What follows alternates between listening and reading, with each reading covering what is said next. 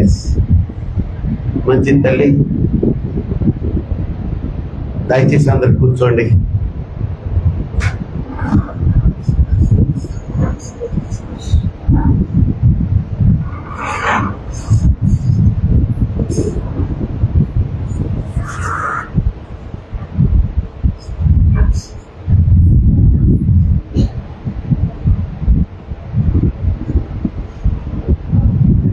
మంచిది. కూడి వచ్చిన మీ అందరికీ మన ప్రభువును ప్రియరక్షకుడైన యేసుక్రీస్తు వారి నామములో అందరికీ వందనాలు, అందరికీ శుభాలు. చక్కగా ఎండాకాలాన్ని ఎంజాయ్ చేస్తున్నారా? ఓకే. దేవుడు అందుకనే మనకి, నా బిడ్డలు ఎండ ఎండ అంటున్నారు, ఆ రేకులు సెగొస్తుంది అంటున్నారని, ఆయన మనల్ని ప్రేమించే దేవుడు కదా. అనుకోని రీతిగా నిన్న 2 కూలర్లు కొనాలని వెళ్తే 4 కూలర్లు ఇచ్చాడు. దేవునికి స్తోత్ర.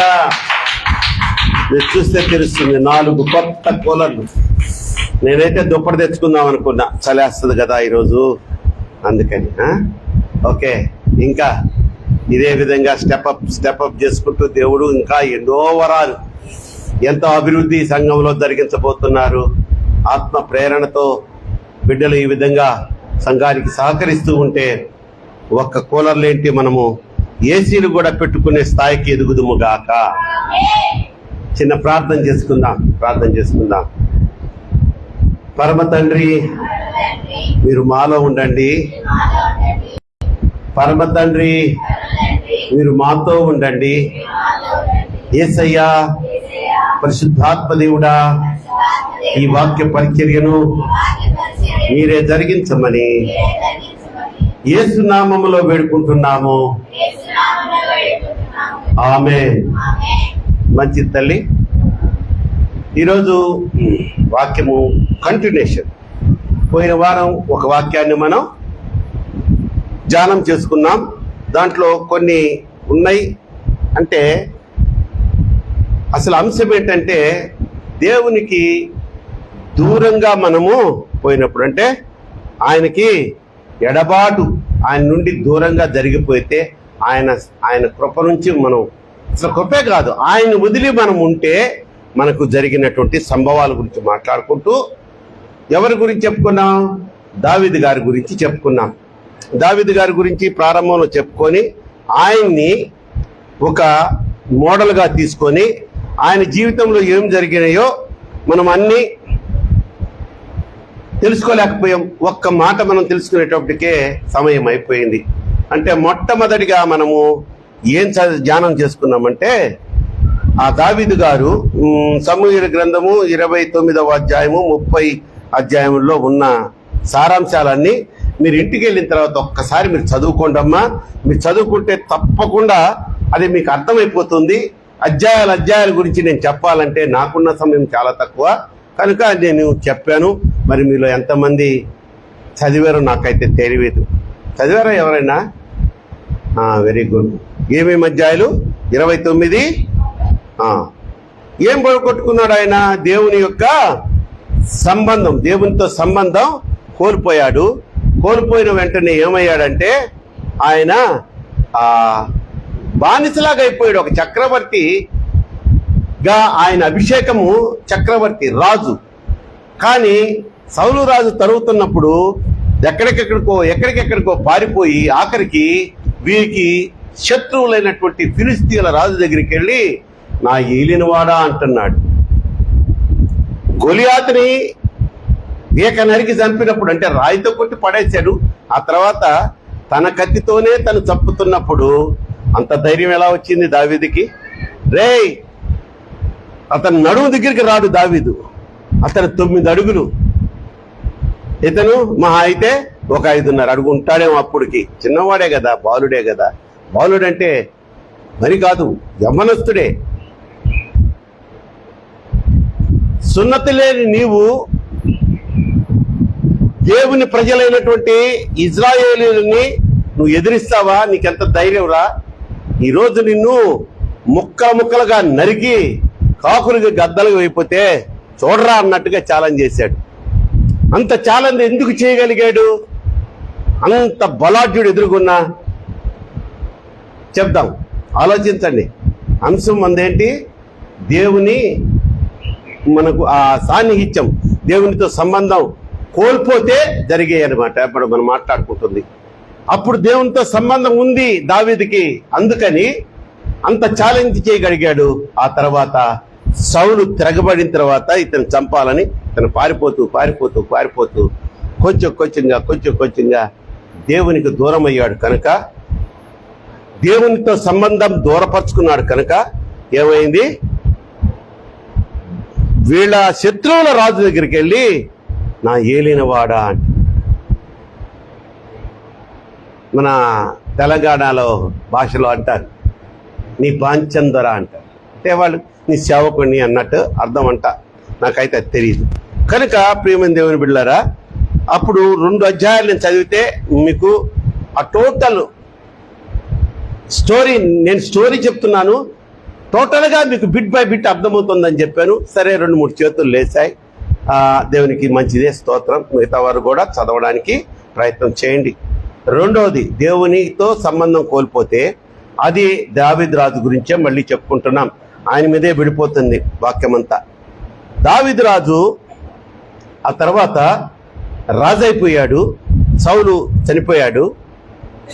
రాజు అయిపోయిన తర్వాత దేవుని మందసం ఎక్కడుంది అని ఆలోచన చేశాడు. ఈయనేమో రాజభవనంలో ఉంటున్నాడు. దావీదు గారు ఎక్కడ ఉంటున్నాడు? దూరంగా. దేవుని మందసం ఈ యొక్క రాజా మందిరానికి, రాజా ప్యాలెస్, అదేమంటారమ్మా, రాజభవనానికి దూరంగా ఉంటుందని గమనించి, నా దేవుని మందసం కూడా నా ప్రక్కనే ఉంటే ఎంత బాగుంటుంది అని ప్లాన్ చేశాడు. బాగానే ఉంది ప్లానింగ్, మంచి పనే. దేవుని మందసం దూరంగా ఉండకూడదు, ప్రక్కనే ఆయన యొక్క రాజమందిరము ప్రక్కనే ఉండాలని. అందులో స్వార్థం ఉంది, దురుద్దేశం ఉంది. ఏంటంటే రాజమందిరానికి డైరెక్ట్గా రమ్మంటే ఎంత ఓపిక చేసుకుని ఎవరు వెళ్ళరు. అదే దేవుని సన్నిధికి రమ్మంటే ఓపిక లేనోడు కూడా వస్తాడు. వచ్చినప్పుడు ఇదే రాజమందిరం అనుకుందాం, లేకపోతే ఇది దేవుని మందిరం, మందసం ఉండే ప్రాంతం, ఆ ప్రక్కనే ఉన్న బిల్డింగు దావీదు గారి ప్యాలెస్. ఇక్కడికి వచ్చినాడు, దేవుడికి దండం పెడతాడు, పోతా ఏం చేస్తాడు? రాజుగారికి కూడా అలా నమస్కరించి పోతుంటాడు. సో ఆ ఉద్దేశం కూడా ఈ యొక్క దావీదు గారిలో ఉన్నది. సరే, అంతవరకు ఓర్చుకుందాము అంటే మందసాన్ని తీసుకురండి, మందసాన్ని సిద్ధపరిచి పలాని ప్రాంతంలో నా ఈ రాజ ప్రాకారం ప్రక్కనే ప్రతిష్ఠించండి, ఆయనకు ఒక ఏర్పాటు చేద్దాము అని చెప్పిన తర్వాత వెంటనే దానికోసం కొంతమంది యాజకులు ఉన్నారు. ఏంటమ్మది, మందసము మోయడానికి అందరికీ హక్కు లేదు. ఆ యాజకులు మాత్రమే దాన్ని ముట్టుకోవాలి. ఆ యాజకులు ముట్టుకున్నప్పుడే వారికే ప్రమాదం కలగదు. చెత్త వెధవలంతా వెళ్ళి పట్టుకున్నారనుకో, అక్కడే దేవుడు మొత్తుతాడు కనుక అక్కడే పడి చేస్తాడు. ఆ రోజుల్లో అది దేవుని యొక్క మహిమ. అరే, కొత్త బండిని ఒకటి చేయించండి అని ఆజ్ఞ ఇచ్చాడు. బండ్యా ఎందుకయ్యా మోసుకొని వస్తారు కదా వాడంటే, చెప్పింది చేయి.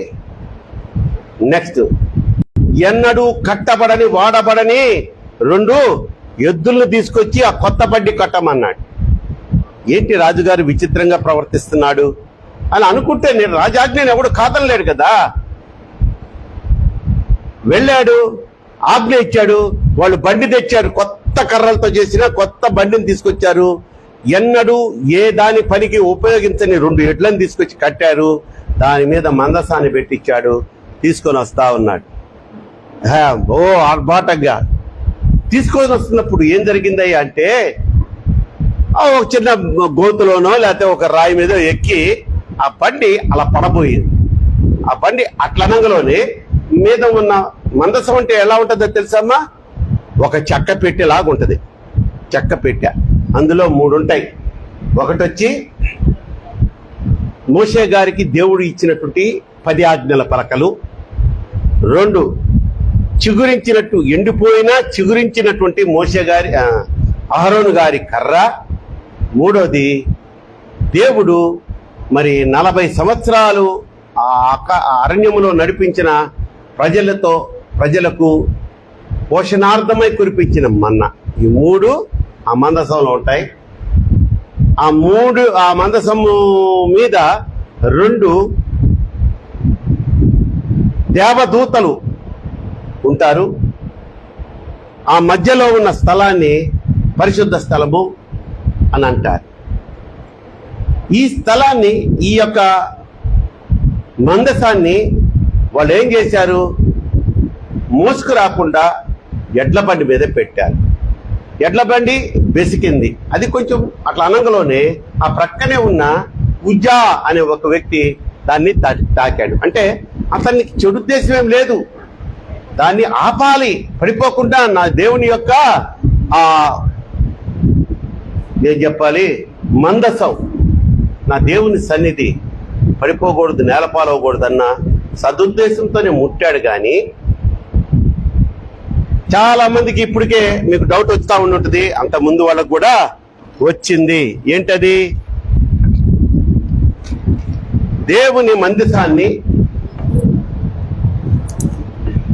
దేవుని మందసాన్ని పడిపోకుండా కాపాడడానికి చేయబెట్టిన ఉజ్జాని దేవుడు ఎందుకు చంపేశాడు? మంచి ఉద్దేశమే, తనది కాని పని తను చేశాడు. ఉజ్జా సేవకుడు కాదు, యాజకుడు కాదు, మందసాన్ని మూసే అధికారం అతనికి లేదు. నెక్స్ట్ ఏముంది? అందరూ చనిపోయాల్సిందే. ఒక పొరపాటు చేశాడు, అక్కడ మొత్తాడు, దేవుడు చనిపోయాడు. ఉజ్జా పుణ్యాత్ముడైతే దేవుని దగ్గరికి వెళ్తాడు, పాపాత్ముడైతే పాతాళానికి వెళ్ళిపోతాడు. ఇంకంతకుముందు పెద్ద తేడా ఏం లేదు. ఇంకోటి ఏంటి తెలుసా? ఒకటేమో మందసాన్ని తీసుకురావాలి అన్నది మంచి తలంపే దావీదు గారిది. కానీ దాంట్లో ఉద్దేశము దురుద్దేశము. కానీ ఆ పద్ధతిని చూసారా? తీసుకొచ్చిన పద్ధతి, కొత్త బండి, కొత్త ఎడ్లు, ఆ పద్ధతి ఇజ్రాయేలీయులది కాదు. ఫిలిస్తీన్లో వీళ్ళకి శత్రువులు. వాళ్ళు ఏదన్నా వాళ్ళ దేవతలను ఊరేగించాలంటే కొత్త బండో, కొత్త, ఇప్పుడు మనోళ్ళు కూడా మోస్తుంటారు కదా బండి కాకుండా. ఏంటమ్మది?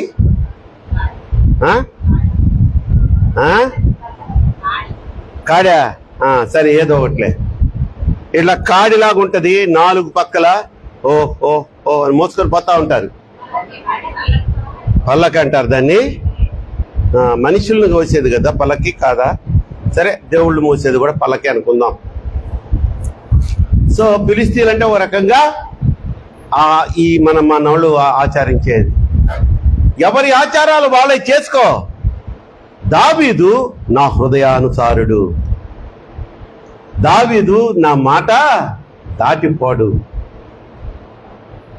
అని పేరు తెచ్చుకున్న దావీదు అన్యస్తుల ఆచారాలు, పద్ధతులు పాటించి దెబ్బకి ఏమైపోయాడు? పతనమైపోయాడు. ఇంకంటే తిరుగులేదు దానికి. అయిపోయింది, అక్కడికి దూరం అయిపోయాడు దేవుడికి. భయపడిపోయాడు. తన కళ్ళెదుటే ఉజ్జా చనిపోవడం చూసి గడగడ గడగడ వణికిపోయి, అమ్మో, అలా ముట్టినందుకే నా సహోదరుడు చనిపోయాడు, నా ప్రజల్లో ఒకడు, నా మందిరానికి తీసుకురావద్దని దాన్ని వెంటనే ఉబోధేద్దాము అని చెప్పి కొంచెం దూరంలో ఎక్కడో ఉన్నా అతని ఇంటికి పంపించేశాడు. చూసారా? మంచి తలంపు తలచాడు, ఉద్దేశంలో చెడు ఉద్దేశం, స్వార్థంతో కూడిన ఉద్దేశం, పద్ధతి అవలంబించిన పద్ధతి, తీసుకొచ్చే పద్ధతి అన్యుల పద్ధతి. ఒకటి తెచ్చాడు. మొదటిది నేను చెప్పాను, తను యుద్ధానికి ఒక రాజుతో, శత్రువుల రాజుతో వెళ్తున్నప్పుడు వాళ్ళు తిరస్కరించి, వద్దు నాయనా నువ్వు వెళ్ళిపో, బ్యాక్ వెళ్ళిపోంటే, తిరిగి వచ్చేటప్పటికి వాళ్ళ గుడారాల్లో మనుషులు ఉండరు, తిండి ఉండదు, ధనధాన్యాలు ఉండవు, అన్ని దోచుకొని పోయి ఉంటారు. అమాలేకీయులు దోచుకొని పోయి ఉంటారు. అప్పుడు ఏం చేస్తాడు? ఆ గుంపులో తనతో పాటు ఉన్న వాళ్ళు రాళ్ళు తీసుకుంటారు. వీడి వల్ల మనం అన్ని నష్టపోయాం, వీడి మాటలు విని అని. అప్పుడు దాకా రాజా అన్న వాళ్ళు వాడు వీడు అన్నాడు, రాళ్లతో కూడా చంపేద్దాం అనుకున్నాడు. కానీ అప్పుడు మళ్ళా పశ్చాత్తాపడి ప్రభువు దగ్గర మోకరించి ఆలోచన చెప్పయ్యా అంటే, నువ్వు తరం వాళ్ళని నేను నీకు వాళ్ళని అప్పచెప్తానన్నాడు. ఒక్క మనిషి చావలేదు. దావీదు తరిమాడు. తను కోల్పోయిన భార్యలను, తన సహోదరుల భార్యలను, పిల్లలను, వాళ్ళు దోచుకొని పోయిన మొత్తం ఆస్తిని తిరిగి తెచ్చుకున్నాడు. ఒక్క ప్రాణ నష్టం అన్నా జరిగిందమ్మా? జరగల. అప్పుడు దేవుడికి దూరం అయ్యాడు. తను దగ్గర అయ్యేటప్పటికి దేవుడు అతనికి మేలు చేసి ఇరుపక్షాల్లో ఎక్కడ ఏ విధమైనటువంటి ప్రాణహాని జరగకుండా మేలే చేశాడు. మళ్ళీ ఇక్కడ ఏమైపోయాడు? మళ్ళీ దేవుని సన్నిధికి దూరం అయిపోయాడు. దూరం అయిపోతే ఇక్కడ మాత్రం ఒకడు చచ్చాడు. ఆ చనిపోయిన ప్రాణం తిరిగి వస్తుందా? ఉజ్జా తిరిగి రాగలరా? రాలేడు. కనుక ప్రియమైన దేవుని బిడ్డలారా, రెండోదిగా మనం చూసినట్లయితే అతను ఏం చేశాడంటే, తన సొంత నిర్ణయం, దురుద్దేశంతో, ఇతరుల పద్ధతులు ఆలోచిస్తూ ఆ మందసాన్ని తీసుకుని వచ్చి రాజప్రకారంలో పెట్టాలన్నది మంచి ఉద్దేశం, అది తప్పు కాదు. ఆచరించిన పద్ధతి తప్పు, తన అంతరంగంలో ఉన్న ఆ ఉద్దేశం తప్పు. మూడోదిగా చూసినట్లయితే, మూడోది అది కూడా నేను ఇట్లా స్టోరీ లాగే చెప్తా పోతాను, మీరు నోట్ చేసుకోండి. సమూయేలు గ్రంథము 2వ గ్రంథము 11, 12 ఈ 2 అధ్యాయాలు చదువుకోండి ఇంటికి వెళ్ళి. ఇప్పుడు నేను రెండోది చెప్పాను చూసారా, ఈ ఉజ్జా సంగతి, ఈ మందసం గురించి. అదొచ్చి మొదటి దినవృత్తాంతములు 13, 14, 15 3 అధ్యాయాలు చదివేశారంటే ఇప్పుడు నేను చెప్పిందంతా మీకు అర్థమైపోతా ఉంటుంది చదువుతుంటే. చెప్పారు, నేను విన్నానని. ఇప్పుడు ఆ 3 అధ్యాయాల సారాంశం చెప్పాలంటే మనకు సమయం చాలదు. కాబట్టి మీకు అవుట్లైన్స్ ఇచ్చుకుంటూ వెళ్ళిపోతున్నాను. చూడండి, మూడోది వచ్చి సమూయేలు 2వ గ్రంథము 11వ అధ్యాయము 12వ వాక్యం. అప్పటికి బాగానే స్థిరపడ్డాడు దావీదు. యవ్వనస్తుడేం కాదు, ఓ 52 సంవత్సరాలు ఆయనకు వచ్చి ఉంటది. అమ్మా, మహారాజులు ఎంత యుద్ధశూరుడైనా, ఎన్ని యుద్ధాల్లో ఆయన జయించి ఉన్నా కూడా ఆయనకంటూ ఒక విధి ఉంది, ఒక కట్టడం ఉంది, ఒక నియమం ఉంది. ఏంటంటే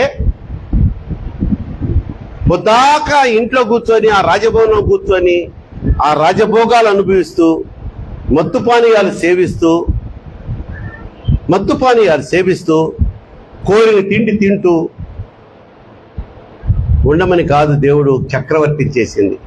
ప్రియమైన దేవుని బిడ్డలారా, పురుషులారా, నైనా రైల్వే ఉద్యోగస్తులారా, ప్రైవేట్ ఉద్యోగస్తులారా, చేసినంత కాలం చేసి ఓడగొట్టిన నాగల్లాగా పక్కన పడేస్తే ఈ ముసల్తనంలో కూడా ఇంత పెన్షన్లు తీసుకుంటున్న వారులారా, ఒక్క మాట వినండి, నా మాట వినండి. దేవుడు మీతో హెచ్చరిస్తున్నాడు. మిమ్మల్ని హెచ్చించాడంటే మీకు కొంత బాధ్యతను దేవుడు అప్పగించాడు. మన క్రైస్తవుల్లో ఎలా అయిపోయిందంటే బాధ్యతలు మర్చిపోతున్నారు.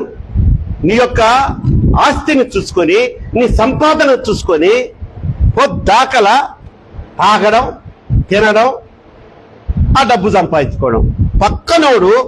పక్కనోడు తిండి లేక చస్తూ ఉంటే ముద్ద రాల్చరు అంటారు కదా, సామెత ఉంది కదమ్మా.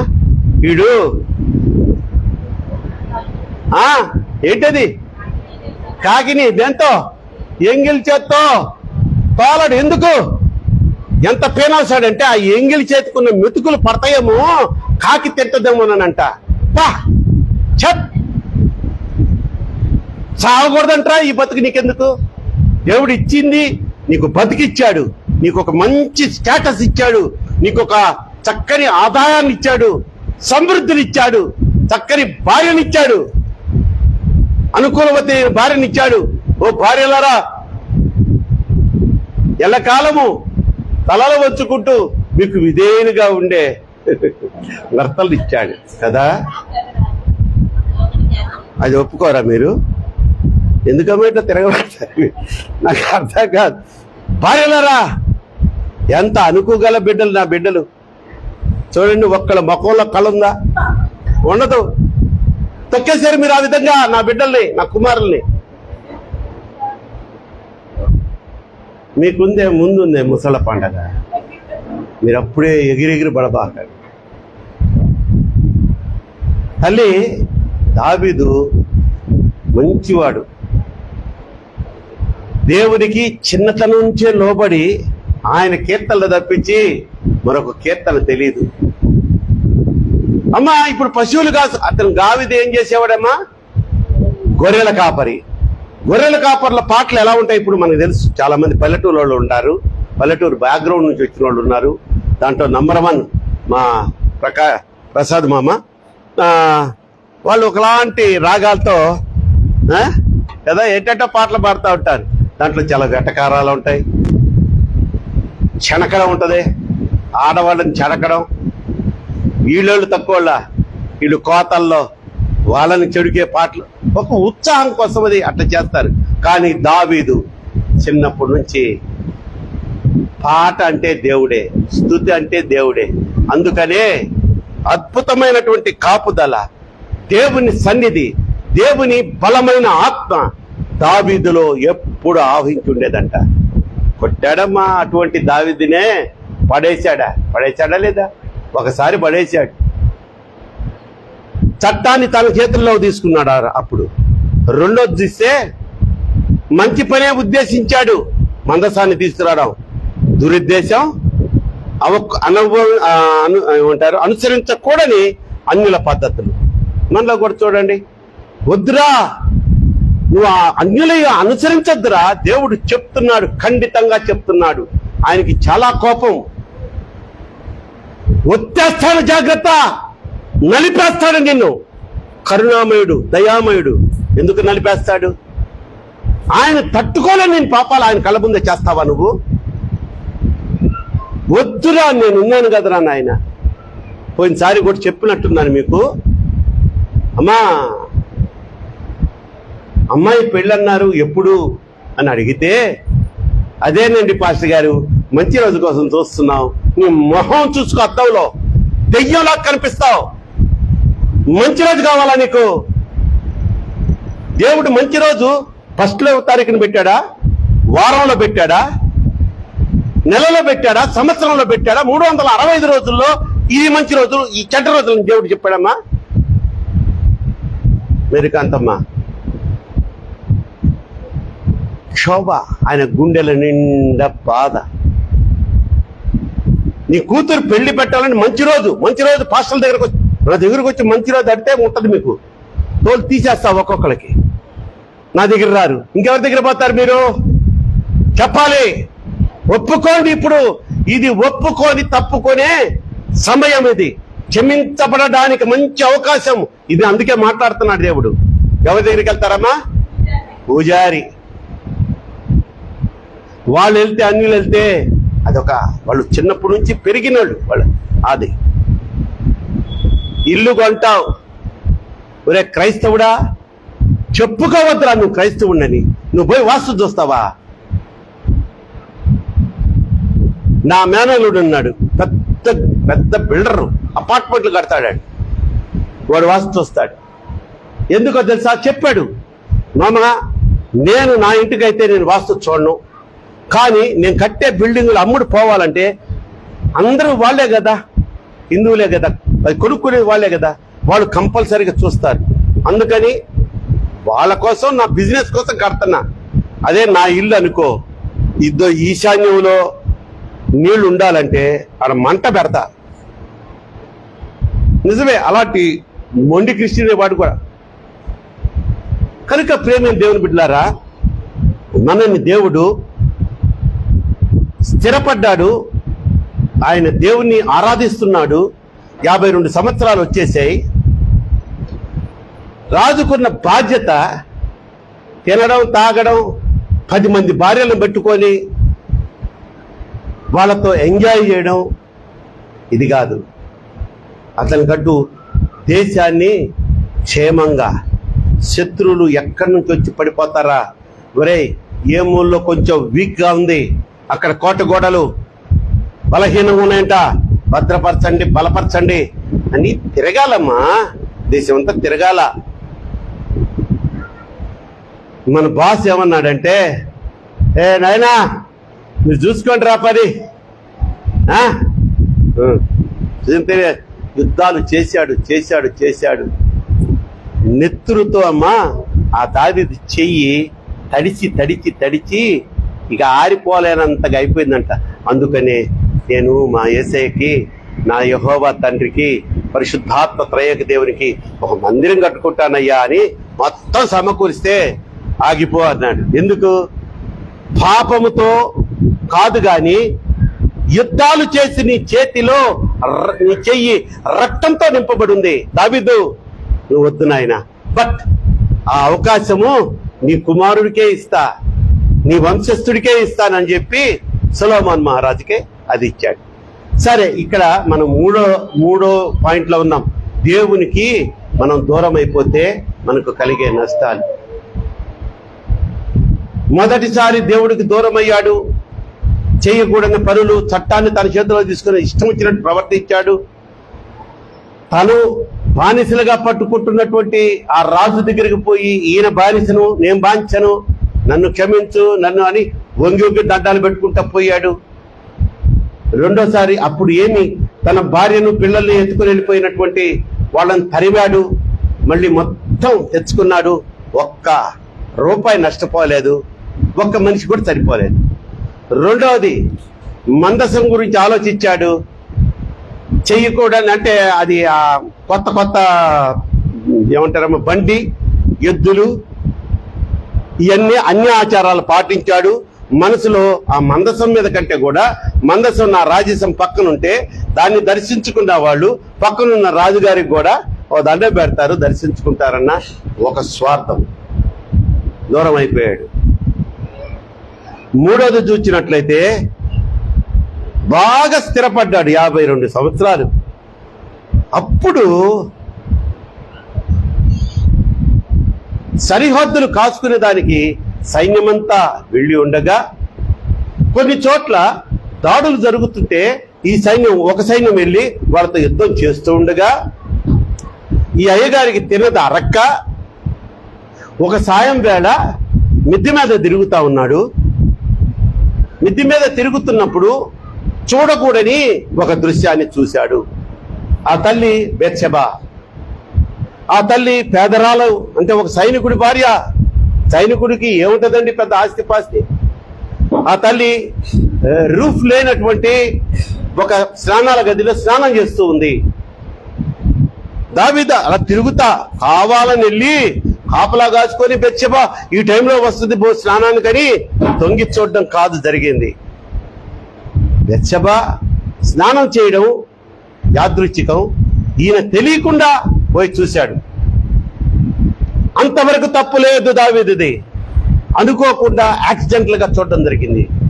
చూసినప్పుడు రాజు అంటే ఎవరమ్మా, ఎవరు తండ్రితో అరే సడన్ గా నాకు నా బిడ్డ ఎవరో స్నానం చేస్తున్నారని వచ్చేస్తుంటే అది రాజు చేయాల్సిన పని. మొదటిసారి చూసి వెనక్కి రాకపోగా మళ్ళా చూశాడు. అంతటితో ఆగాడా? ఎవరని ఆరాధీశాడు. భటులను పంపించి పిలిపించుకున్నాడు ఇంటికి. ఆయన చక్రవర్తి అమ్మా, ఆయన ఆ రాజ్యంలో ఆయన ఎవరు ఏం కోరుతుంది అంతే, కథం. ఆ బెత్షెబా తల్లిని పిలిపించుకున్నాడు. ఆమెం ఇష్టంగా రాలబ్బా, రాజుగారు నన్ను పిలిచారన్నట్టుగా రాలా. విధి లేని పరిస్థితులు ఆ తల్లి వచ్చింది. చెయ్యకూడని పాపం ఆ తల్లితో చేశాడు. కొంతమంది అనొచ్చు 52 కాదులేండి, కొంచెం యవ్వనస్తుడిగా ఉండుంటాడు దావీదు, ఒక 40, అప్పటికి ఇంకా చింత జావలేదనుకుంటా అంటున్నాడు. కాదు, అంత సీన్ లేదు. మన బాబాయ్ ఎవరా బాబాయ్, దావీదు బాబాయ్కి ముసలాడు అయిపోయాడు. అటువంటి పరిస్థితుల్లో ఆ ఏజ్లో ఇటువంటి తప్పు చేశాడు. వెంటనే ఏం చేశాడమ్మా, అక్కడ నువ్వు శుద్ధీకరించుకొని వెళ్ళిపో అన్నాడు. శుద్ధీకరించుకోవడం అంటే స్నానం చేసి వెళ్ళమన్నాడు వాళ్ళ ఇంట్లోనే. ఆ రోజుల్లో ఏదన్నా ఒక తప్పు చేస్తే స్నానం చేసేవాళ్ళంట. స్నానం చేస్తే వాళ్ళు శుద్ధీకరించుకున్నట్లుగా ఒక వాళ్ళకి ఆ ఊహ వాళ్ళకి. చేసిన పాపం ఆగుద్దా? 3 నెలలు తిరక్క ముందే ఆమె వచ్చి, రాజా నేను గర్భవతిని. గర్భవతి అయితే వాడున్నాడు కదా ఊరియా అంటే, నా భర్త మన దేశంకు కాపాడడం కోసం 6 నెలలైంది ఆయన మా ఇల్లు వదిలింది యుద్ధానికి, పలానా చోట యుద్ధంలో ఉన్నాడు నా భర్త. సరే నువ్వు సరే పిలవండిరా ఊరియా గారిని పిలుచుకొచ్చారు. రాజా ఏంటైనా 6 నెలలు అయిపోయిందంట నువ్వు బలవడిరా, దేశభక్తి అంటే నీదే. సరే ఇంటికి వెళ్ళి 1 వారం రోజులు రెస్ట్ తీసుకొని అప్పుడు వెళ్ళు. వాడి మీద, వాడి ఆరోగ్యం మీద, రెస్ట్ మీద మక్కువ రాజుకి, కుట్ర. అంటే భార్యాభర్తలు కలిసి 1 వారం రోజులు గడిపేస్తే ఆ గర్భాన్ని ఆడి మీద తోసేద్దామని. ఆయన చూడండి, యోవాబు లాంటి నా సైన్యాధిపతులు, నా స్నేహితులు, నా సైనికులు యుద్ధంలో పోరాడుతూ ఉంటే వాళ్ళ ప్రాణాలు అడ్డుపెట్టి ఇక్కడ తినుటకు, త్రాగుటకు, భార్యతో సుఖించుటకు ఇది న్యాయమా అని అడిగాడు. కొడతారనుకున్నాను చప్పట్లు. అడుగుతావా నువ్వు? నీ అధికారి నిన్ను పిలిచి 1 వారం రోజులు రెస్ట్ తీసుకుంటా చక్కలు ఎక్కడ వేసుకుంటా వచ్చేస్తానే. ఏం తెమ్మంటా? చేప తెమ్మంటావా? కోడి కూర తెమ్మంటావా? తోటకూర తెమ్మంటావా? ఇది మన బతుకు. ఊరియా సైనికుడమ్మా, రాజనీతి తప్పలా, సైనిక ధర్మం తప్పలా. 3 రోజులు వదిలితే 3 రోజులు రాజా గేటు చూసారా, గేటు దగ్గర ఉన్నాడు కానీ భార్య దగ్గరికి పోలా. వీడిట్లా లాభం లేదని 1 రోజు నైట్ పిలిపించి ఆయన మందు కొట్టించడం మొదలుపెట్టాడు. పోయడం తాగించడం ఫుల్లుగా తాగేసిన తర్వాత, అరే ఊరియా నువ్వు పోరా, నువ్వు నా మాట రా, ఇంటికి వెళ్ళరా, 1 వారం రోజులు ఎంజాయ్ చేశానంటే, నేను ఎంత తాగినా నువ్వు చెప్పిన మాట ఎన్నో అన్నాడు. ఇక లాభం లేదన్నాడు. వీడిని యుద్ధం బాగా ముమ్మరంగా జరిగేది ఎక్కడ? ఫ్రంట్లో. వెనకాల వాళ్ళకి పెద్ద దెబ్బ ఉండదు. వెనకాల ఎవరుంటారు? వీళ్ళు ఆయుధాలు మోసేవాళ్ళు, వీళ్ళకి ఆహారం ఉండేవాళ్ళు, వంటోళ్ళు, వీళ్ళుంటారు వెనక. ఫ్రంట్లో ఎవరుంటారమ్మా? యుద్ధ వీరులు, సైనికుల్లో కూడా నిపుణులు అనమాట. అటువంటి వాళ్ళని ఫ్రంట్ లైన్ లో పెడతారు. వాడు వేస్తే బల్యం కానీ ఫస్ట్ తగిలేదు వీడికే, ఫ్రంట్ లైన్ లో ఉన్న వాళ్ళకి.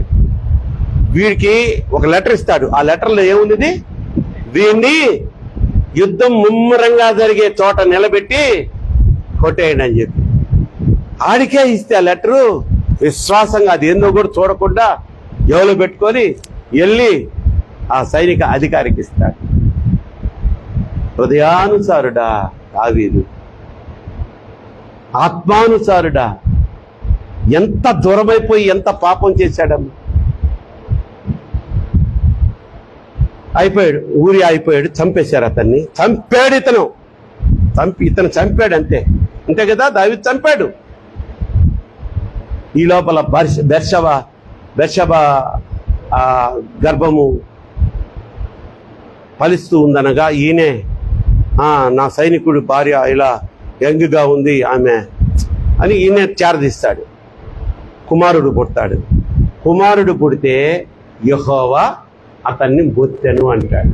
బొత్తెనంటే స్పాట్లో చావడు కానీ రోగ పీరుడితో అయిపోతాడు చిన్న బిడ్డవాడు. ఆయన కోసం ఈయన బూడిద పూసుకొని గోనెపట్ట పట్టుకొని ఉపవాసం ఉండి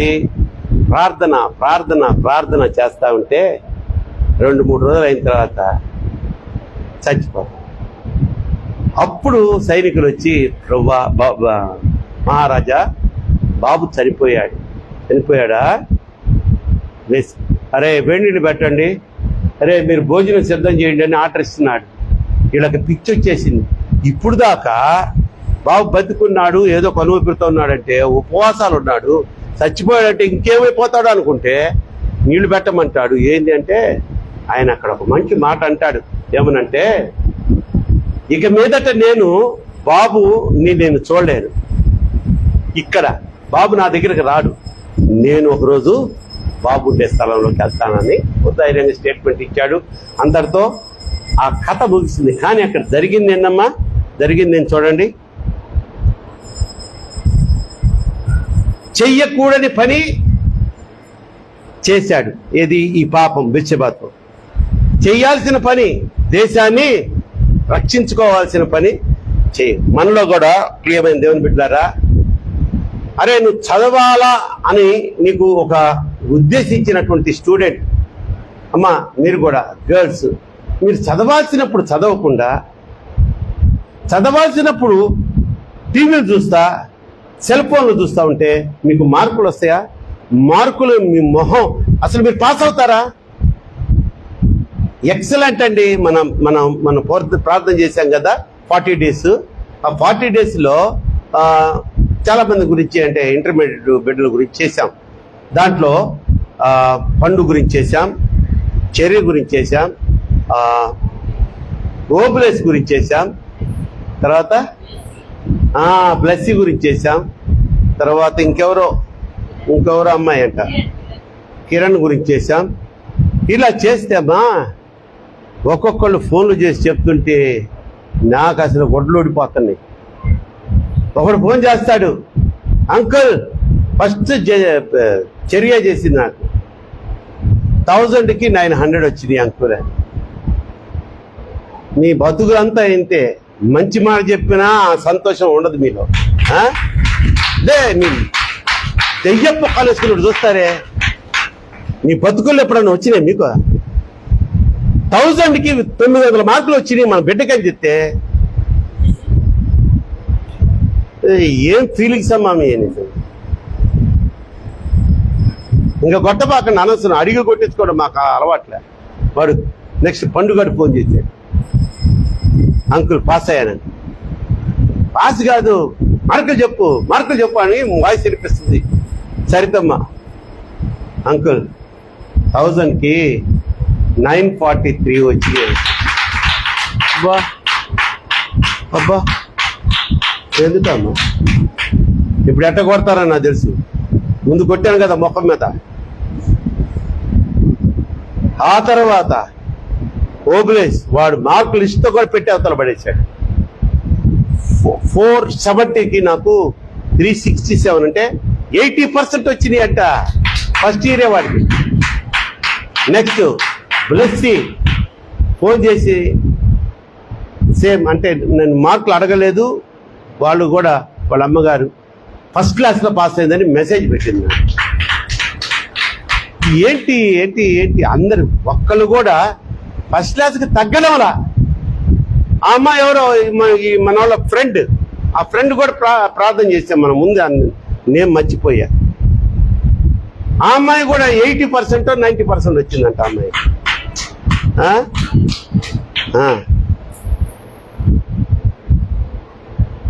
వాళ్ళంతా చేయాల్సిన సమయంలో చేయవలసింది చేశారు. ఏమిటది?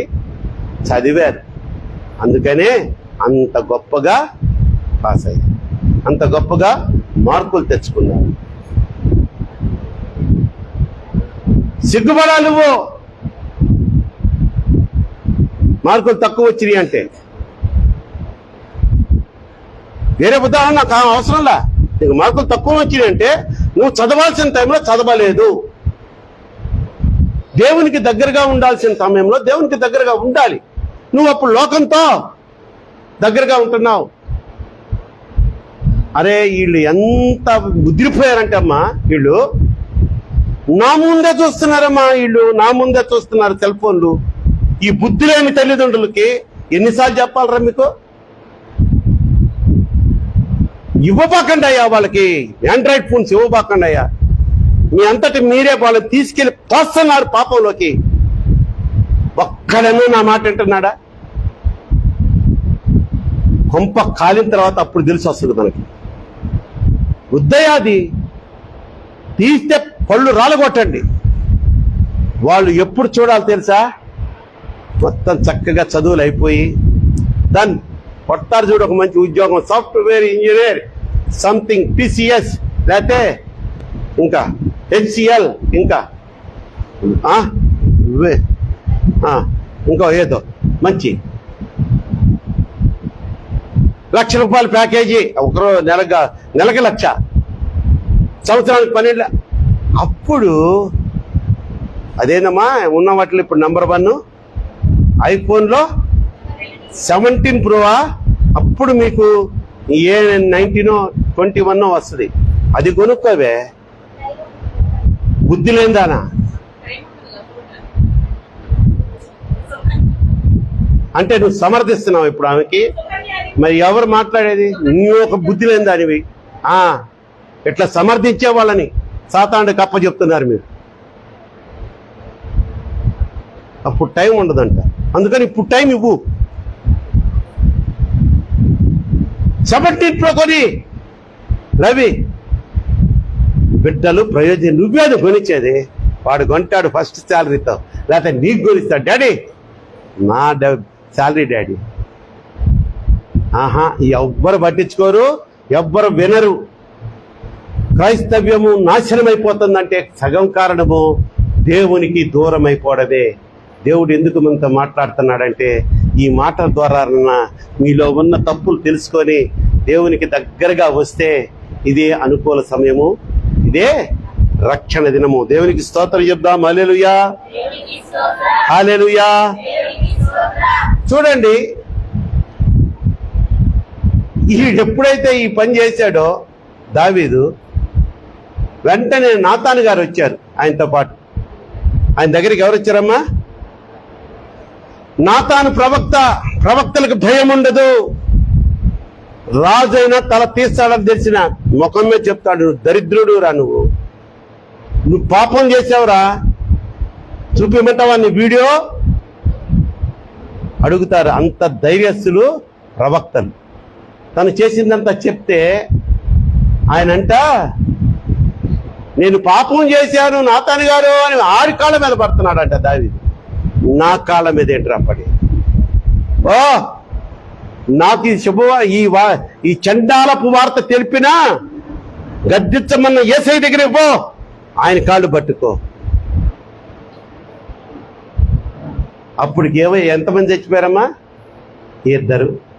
ఊరియా పోయాడు, బెత్షెబా వల్ల కలిగిన ఒక సంతానం పోయింది.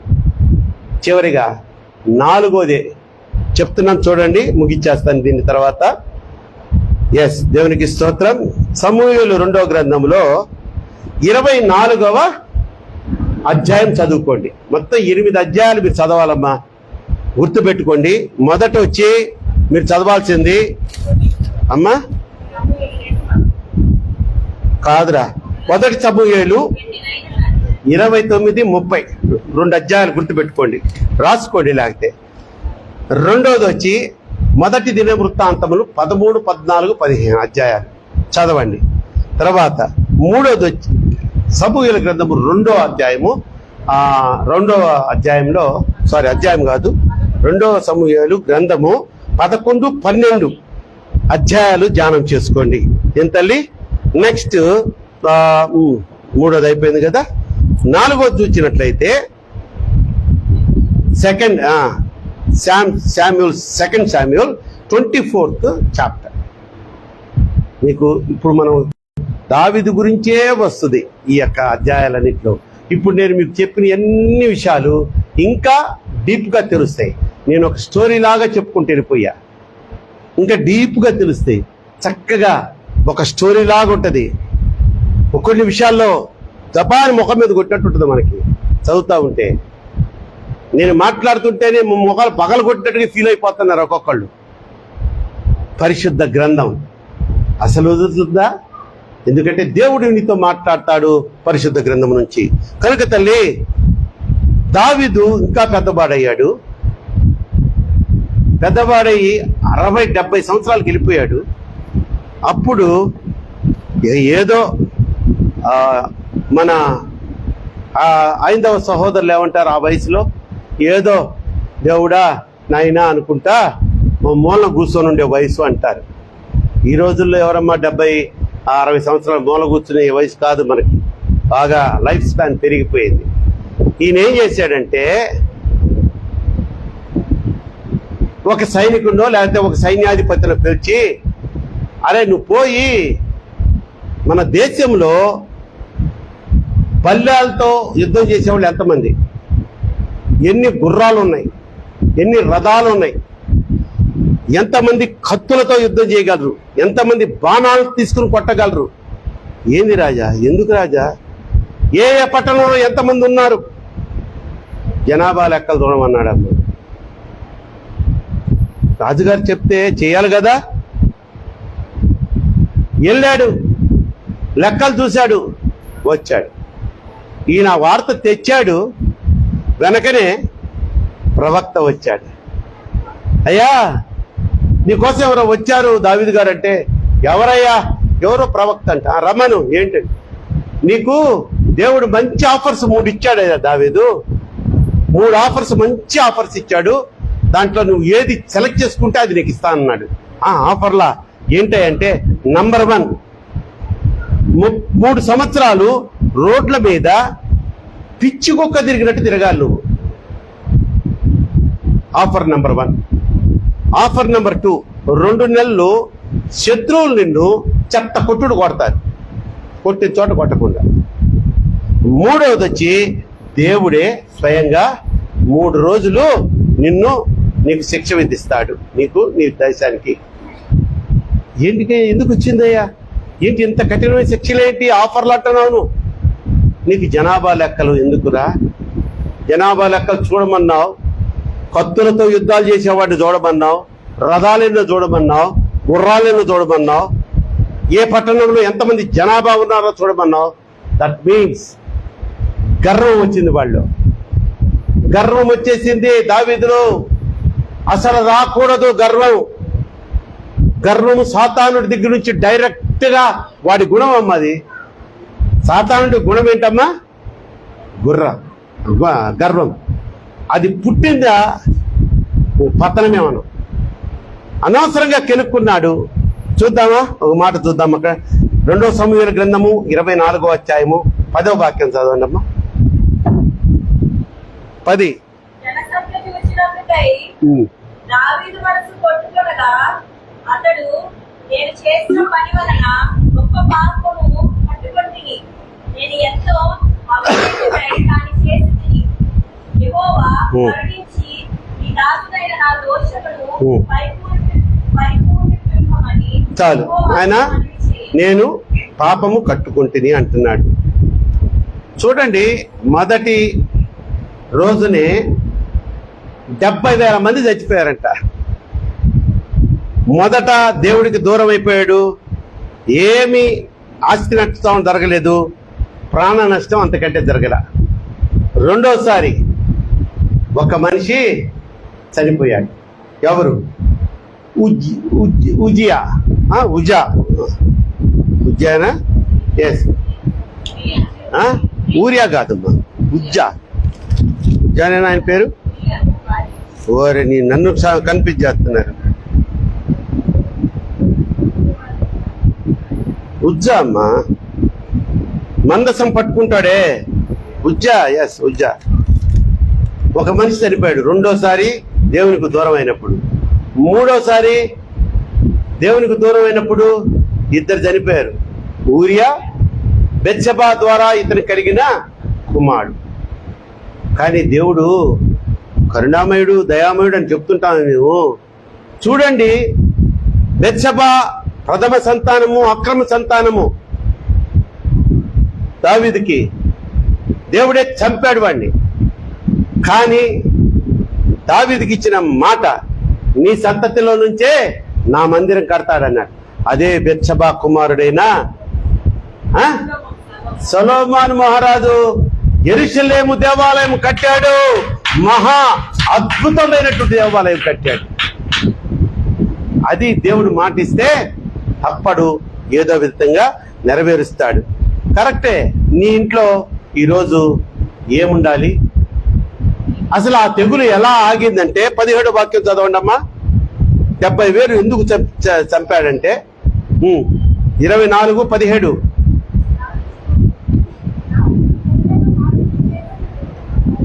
అది యెహోవా చదువమ్మా, నువ్వు చదువు. ఇశ్రాయేలీయులందరి మీదికి ఇజ్రాయేలందరి మీదకి తెగులు రప్పించగా ఆ దినము ఉదయం మొదలుకొని ఆ దినము ఒక్క రోజులో ఉదయం మొదలుకొని సమాజ కూటము వేళ వరకు ఆ, అది జరుగుతుండెను. ఆ, అందుచేత ఆ. దాను నుండి ఆ. బేర్షెబా వరకు అమ్మా అంకె చెప్పాల నువ్వు 70,000 అనేది మిస్ చేసావా? అవునమ్మా, 24:17 17. దావీదు జనులను ఆ. నాశనం చేసిన దూతను కనుగొని ఆ. యెహోవాకు ఆ. ఇలాగ ప్రార్థించెను. ఆ. చిత్తగించుము. చిత్తగించుము, పాపము చేసిన వాడను నేనే. పాపం చేసింది నేనయ్యా, దుర్మార్గముగా ప్రవర్తించిన వాడను దుర్మార్గంగా ప్రవర్తించిన వాడు నేనయ్యా. గొర్రెల వంటి మీరేమి చేసిరి? ఆ. నన్నును ఆ. నా తండ్రి ఇంటి వాడిని శిక్షింపుము. ఆ. ఆ దినమున గాదు ఆ. దావీదు వద్దకు వచ్చి ఆ. నీవు పోయి ఆ. యోబేసీయుడైన ఆ. అరోనా యొక్క కళ్ళములో కళ్ళములో యెహోవా నామమున ఒక బలిపీఠము కట్టి యెహోవా నామమున బలిపీఠము కట్టమన్నాడు. కట్టాడు. కట్టిన వెంటనే ఆ తెగులు 70,000 మంది అప్పటికి చనిపోయారు. ఆ తెగులు ఆగిపోయింది. ఈరోజు నీ ఇంట్లో ఒక శాపము తాండవిస్తుందంటే, ఓ తండ్రి నీ వల్లేమో, బుద్ధి లేని నీ చర్యల వల్లేమో, ఓ తల్లి బుద్ధి లేని నీ క్రియల వల్లేమో దేవుడికి దూరం అయిపోయి నీ కొంపకు నువ్వు శాపంగా మారావు. తెలుసుకోలేకపోతున్నావు. ఓ తండ్రి నువ్వు కూడా నీ చెడు అలవాట్లు బట్టి నీ బిడ్డలు అనుభవిస్తున్నారు శాపం. దావీదు పాపం చేస్తే, దావీదు గర్వపడితే 70,000 మంది అమాయకులు ఎందుకు చంపాలండి దేవుడు? ఎందుకు చంపారో తెలుసా? ఆ చచ్చిన వాళ్ళల్లో పుణ్యాత్ములు ఉంటే డైరెక్ట్ గా దేవుడి దగ్గరికి వెళ్ళిపోతారు. ఆడు పాపాత్ముడు అనుకో, ఆడు వాడు ఇంకో 100 ఏళ్ళు వాడికి ఆయుష్ ఇచ్చినా ఆడు రాడు, పరలోకానికి రాడు. దీనికి ప్రత్యేకమైన ఉదాహరణ ఈ మధ్యనే ఒక నరమేధం జరిగింది. ఏంది? కరోనాలో ఎంతమంది అమ్మా? 1,000 కోట్ల మంది చచ్చిపోయారు ప్రపంచంలో. ఏంటి ప్రభువా? చాలా మందికి డౌట్ వచ్చి ఉంటుంది. మాలాంటి పాస్టర్లు పోయారు, పెద్ద పెద్ద పాస్టర్లు పోయారు, నాకు తెలిసిన స్నేహితులు చనిపోయారు. భయం వేసిపోయేది. పొద్దున్నే పేపర్ చూస్తామంటే, అంటే క్రిస్టియన్ న్యూస్ వస్తా ఉండేది నాకు. ఈ పాస్టర్ గారు చచ్చిపోయాడా కదేంద్రా? గాజువాక శ్యామ్ గారని ఎంత అద్భుతంగా ప్రసంగాలు చేస్తాడమ్మా అని, బైబిల్ కాలేజీ ఓనర్ ఆయన. ఎందుకు చనిపోయారు? ఎందుకు దేవుడు చంపాడు? ఎందుకు అనుమతి ఇచ్చాడు మృత్యువుకి? ఒకటే సమాధానం వచ్చింది, నువ్వు చేసింది చాలు సేవ, ఇంక చాలు నాయన, విశ్రాంతి తీసుకొని నా దగ్గరికి వచ్చాయి. మంచి వారిలో కరోనాలో 2 చనిపోయారమ్మా. ఒకడు పుణ్యాత్ముడు, ఒకడు పరమ దరిద్రుడు చచ్చాడు. పుణ్యాత్ములు ఎందుకు చనిపోవాల్సి వచ్చిందంటే, వాడు చేసిన సేవ చాలు, నచ్చింది దేవుడికి, వచ్చాయి నా దగ్గరికి, పరలోకంలో నా దగ్గర నువ్వు విశ్రాంతి తీసుకో అన్నాడు. దరిద్రులు ఉంటారే, దరిద్రులు, నిష్ఠ దరిద్రులు ఉంటారే, వారికి ఎంత ఆయుష్ ఇచ్చినా ఇంకలే వాడు రాడు, పరలోకానికి రాడు. ఇక నువ్వు చేసిన జాలే కానీ అయినా నువ్వో పరలోకానికే కాదు, పరలోకానికే, నరకానిక. మన హైందవ సహోదరులు ఒక సామెత చెప్తుంటారు. ఒకడంట భక్తి లేకుండా పరిగాడంట, వాడు ఇక చచ్చిపోతున్నాడు. ఏనాడు ఆ దేవుని స్మరణం చేసినవాడు కాదు వాడు. ఇక చచ్చిపోతున్నప్పుడు ఇక్కడ చూస్తున్నాడంట, వాళ్ళు ఏదో తులసి నీళ్లు ఇంకేదో వేస్తారు కదా, నీళ్లు పోస్తారు కదా, అందుకని అట్లా కాదు, నారాయణ అనిపిస్తే, నారాయణ అనే ఆయన వాళ్ళ దేవుడు, నారాయణ అనిపిస్తే కనీసం లాస్ట్ ఒక్కసారి అని అంటే ఈ జీవితకాలం అనకపోయినా పర్ల, వాళ్ళ ఆశ చూడు. నారాయణ అంటే పోతాడంట ఎక్కడికి, ఏదో దేవుడి దగ్గరికి. కానీ ఏంటంటే నారాయణ నారాయణ అని అంటుంటే అంటున్నాడు. ఇట్లా కాదని చెప్పి వాడి దగ్గరికి ఈ పీస్ ఉంటుంది చూసారా, ఏమంటారు అదమ్మా, నారా నారా అంటారు. ఆ నారని తీసుకెళ్ళి చూపిస్తే కనీసం దాన్ని చూసి నారా అంటే నారాయణ అన్న పేరు వస్తుందిలేని ఇదేంది నాయనా అని చూపిస్తుంటే అది చూసి పీసు అంటున్నాడంట. అంత అవకాశం వచ్చిన ఆ దరిద్రుడికి. అలాగే మనలో కూడా ఉద్దండ పిండాలు ఉన్నారు. ఎన్ని చెప్పినా ఇట్లా వినడం, ఇట్లా వదలడం. గొంతు చించుకొని అరిచి ఏడ్చి మీ కాళ్ళు పట్టుకుంటావురా, దేవుని ఆజ్ఞ రాది, దేవుడు ఇలా చెప్పమంటున్నాడు రా, మీరు సరి చేసుకోండి రా మీ బాధలు, మీ బుద్ధి. అరే నీ పక్కన వాడిని నువ్వు హృదయాన్ని గాయపరిస్తే నరహత్యతో సమానం అంటున్నాడు. దేంతో సమానం అమ్మా? రోజుకు మనం ఎన్ని హత్యలు చేస్తున్నాం? నిజం చెప్పాలా? నీ మాటలతో, నీ చూపులతో, నీ ప్రవర్తనతో మాట్లాడలేరని చిన్న పిల్లలు వాళ్ళ మీద నీ అజమాయిషి చూపిస్తావా? ఓ తల్లి, వాళ్ళకి తోటకూర వండి పెడతావా ఆదివారం నువ్వు? అరే తండ్రి, అరే నువ్వు తోటకూర తెస్తావురా ఆదివారం నా బిడ్డలకే? యేసయ్య అడుగుతున్నాడు. మరి నీకెందుకురా రైల్వే ఉద్యోగం ఇచ్చింది? నేను కష్టపడి చెమటూర్చి ఆదివారం ఒక్కరోజన్నా మా దాసు చూడు తగ్గే పనే లేదంటాడంతే. మా ప్రసాద్ మామ చూడు ఆదివారం అంటే కాళ్ళ శారవ వండాల్సిందే. వీళ్ళు నిజమైన క్రైస్తవులు.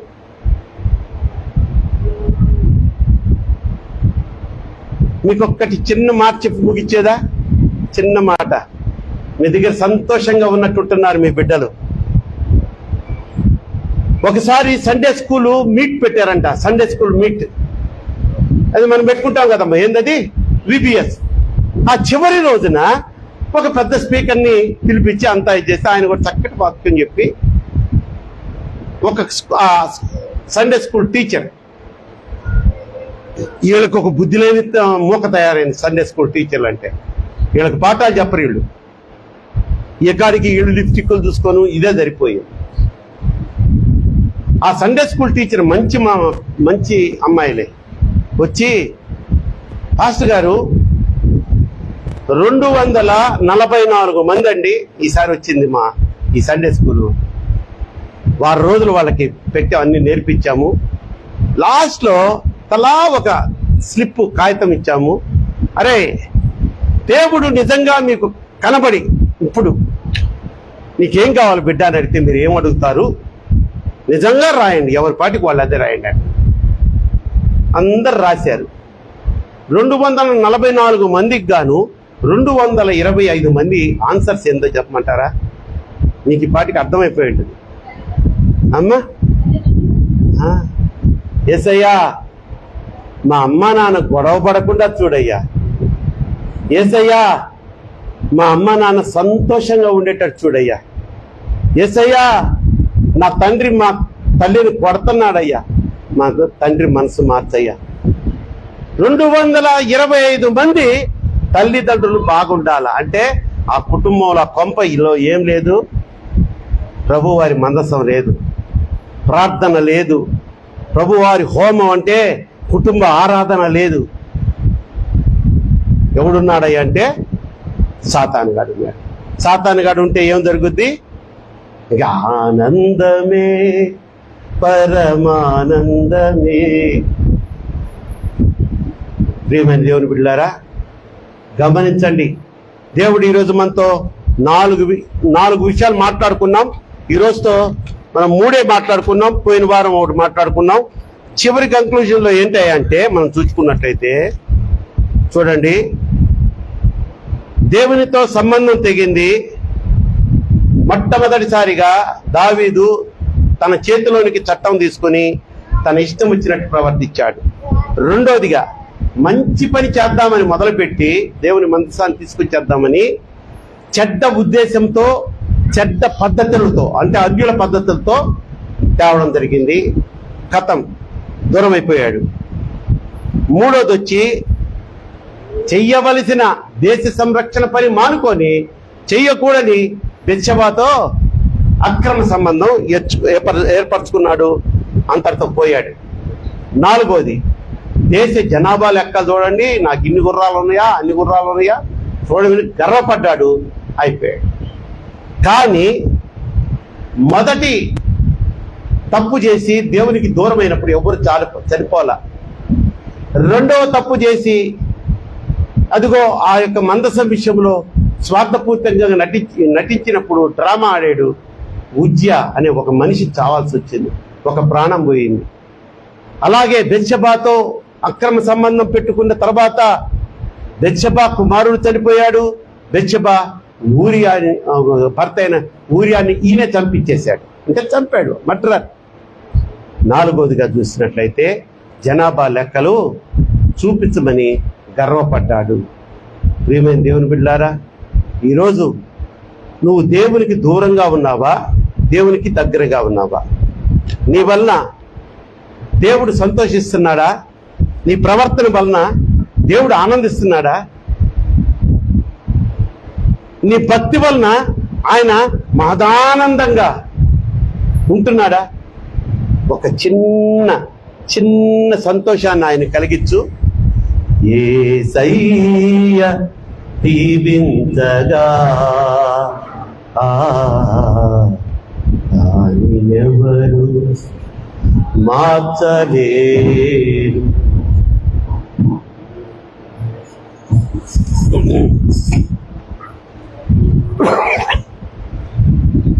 ఆ దీవెన నూరంతలు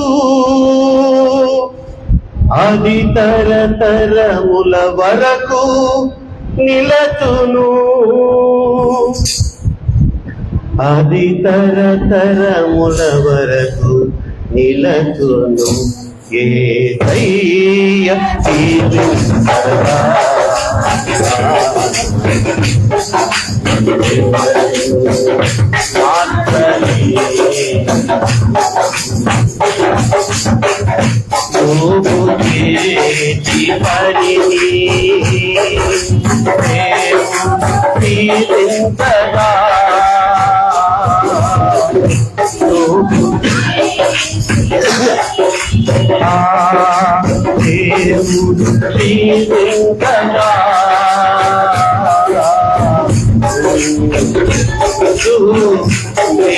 వేదమంతటిలో బహుగా విస్తరించెను,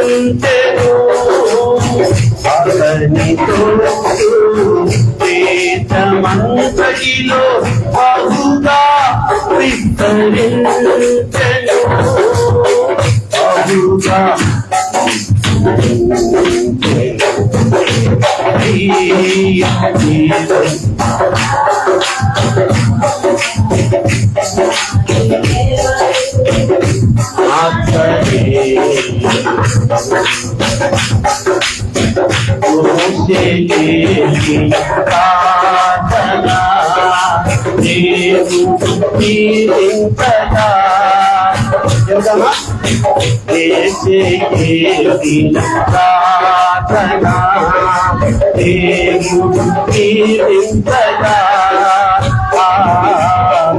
అతనికే సాధనాలే సముద్రము పాయరాయెను, అతనికే సాధనాలే సముద్రము పాయరాయెను.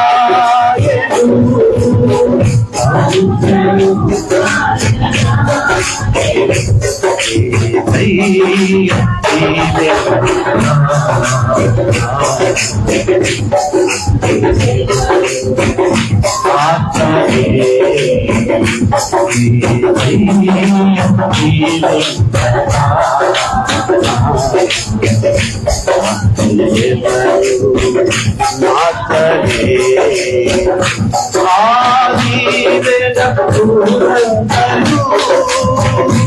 ఆది తరతరముల వరకు నిలచును ఆదినైన తరతరముల వరకు నిలచును ఆదినైన ఆది తరతరముల వరకు నిలచును ఆది తరతరముల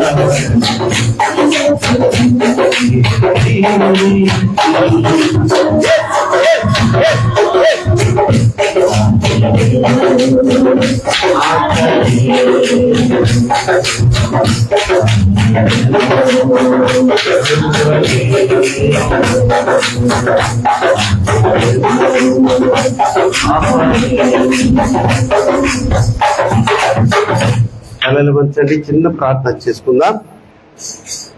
పశ్చాత్తాప ప్రార్థన చేసుకుని తల్లి ఎవరికి వారు విత్తబడిన వాక్యంలో దేవుడు మనతో సూటిగా మాట్లాడినటువంటి అంశం, దేవుని సన్నిధిని నువ్వు కోల్పోతే, దేవుని సన్నిధికి నువ్వు దూరం అయితే నీ పరిస్థితి ఎలా ఉంటుంది?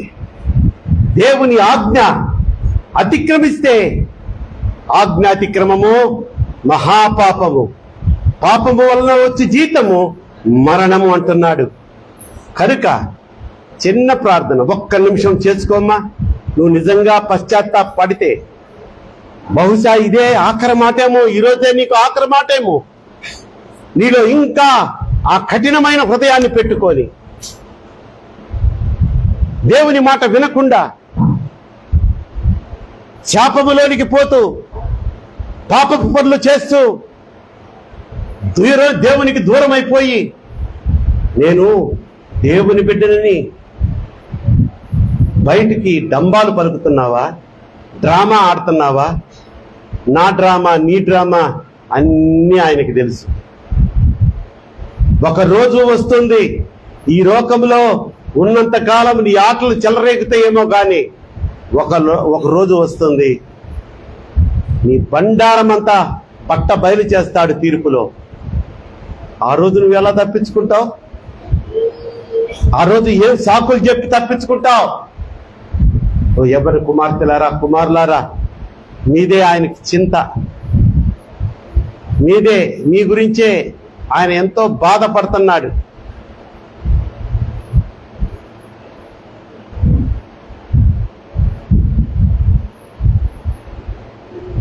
అడుగుతారా? ఒకసారి అడుగుతారా? ఆయన పాదాలు పట్టుకొని గోజాడండి అమ్మా. ఆయన దాటిపోనే వద్దు తల్లి. అయ్యా, తెలుసో తెలియకో నేను చాలా కృపను కోల్పోయాను. ఈ మాత్రమైన కాపుదల నాకు మీరు ఇస్తున్నారంటే అది కేవలం మీ ఉచితమైన ఉన్నతమైన కృపే. నెబుకద్నెజరు మహారాజు చక్రవర్తి ఇజ్రాయేలీయులను 70 సంవత్సరాలు బానిసలుగా పట్టుకుపోయినటువంటి గొప్ప రాజు గర్వపడ్డాడు మనసులో. నేను నా అందం అనుకున్నాడు, నా శక్తి అనుకున్నాడు. గడ్డి తినిపించాడు పశువులు తిన్నట్టుగా. అవసరమా మనకి? ముందు నీ మనసులోంచి గర్వాన్ని తుడిచేసుకో.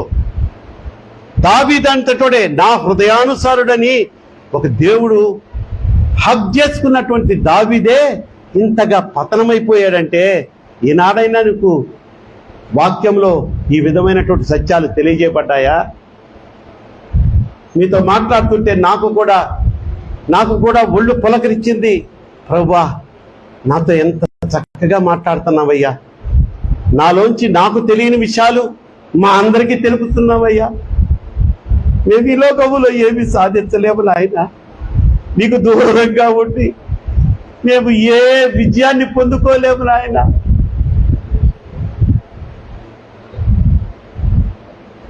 ఎస్ మై లార్డ్, దీనులైన ఈ బిడ్డలు చాలా వరకు తెలియకనే నా తండ్రి ఆ పాతాళానికి వెళ్ళే మార్గంలో పోతున్నారు.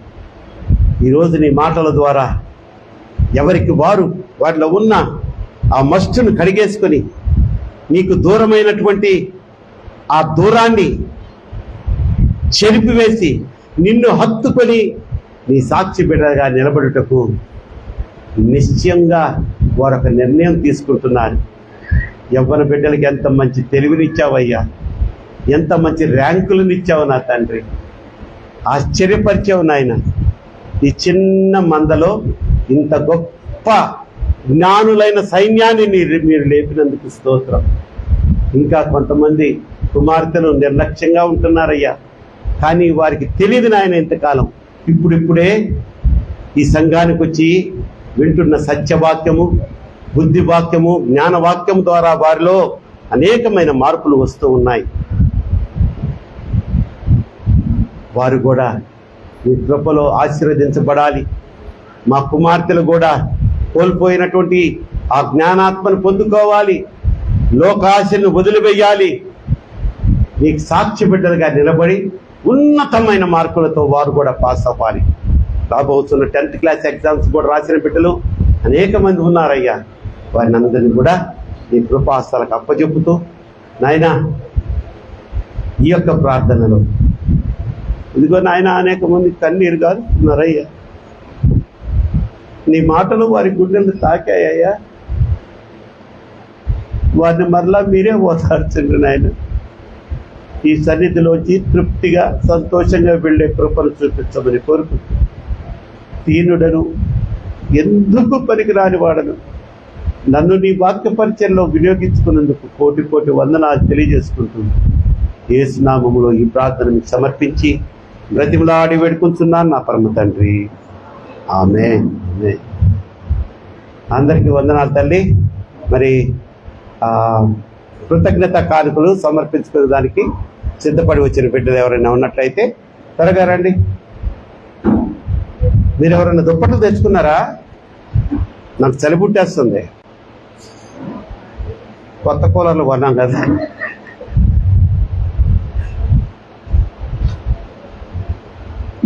అతను ఏంటమ్మా నా దిండు తీసుకెళ్ళిపోయి, రక్షణ నాకు పెద్ద దిండు కొని అమ్మా.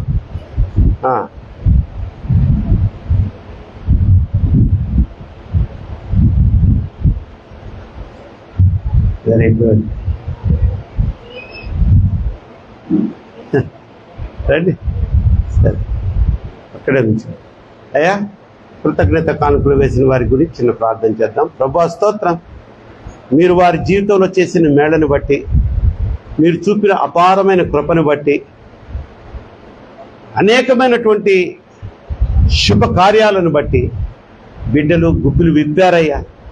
వారి కష్టార్జితంలోంచి సంతోషంగా సమర్పించుకున్న ఈ కృతజ్ఞత కానుకలైతేనేమి, దశమ భాగాలైతేనేమి, ఇచ్ఛాపూర్వకమైన కానుకలైతేనేమి, ముందుగా వాటిని మీరు అంగీకరించి బిడ్డలకు నూరింతల ప్రతిఫలము, ఆశీర్వాదము దయచేయండి. యేసు నామములో వేడుకొని ప్రార్థిస్తున్నాను నా పరమ తండ్రి, ఆమేన్, ఆమేన్. ఇప్పుడు సంఘ కానుకలు సమర్పించుకుందాం. నీవు చేసిన ఉపకారములకు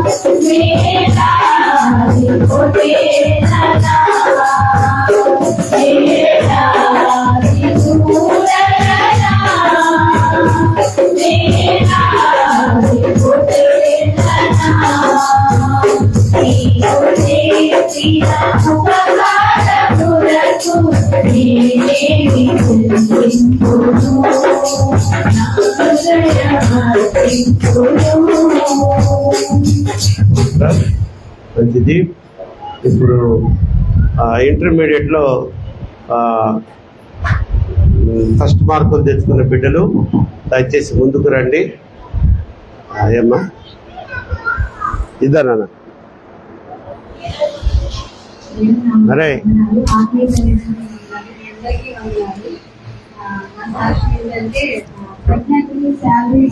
ఇస్తారో ఎవరు అనేసి పట్టుకోండి. ప్రజ్ఞ శాలరీ ఇస్తారో ఎవరు అనుకుని కొంచెం కన్ఫ్యూజ్ అయ్యాము.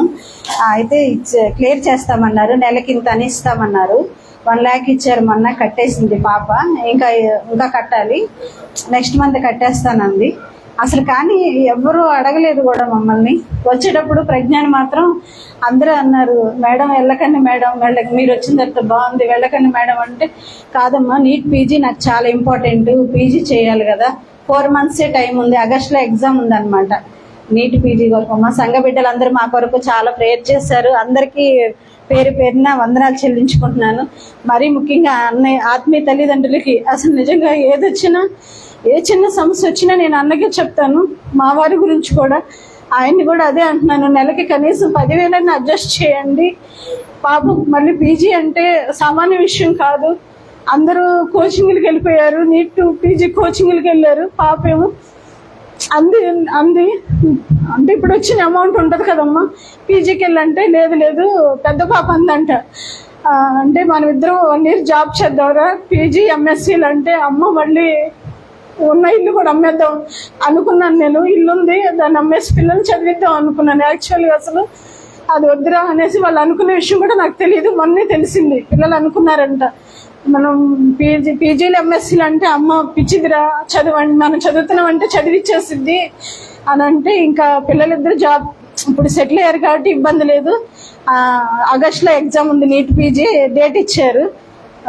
నెక్స్ట్ మంత్ ఈ మంత్ ఎండింగ్ కి తమ్ముడి దగ్గరికి వెళ్తున్నాము. తమ్ముడు వాళ్ళు కూడా మొన్న తమ్ముడికి కూడా స్టంట్ వేశారు, కొంచెం పర్లేదు, రికవర్ అయ్యారు.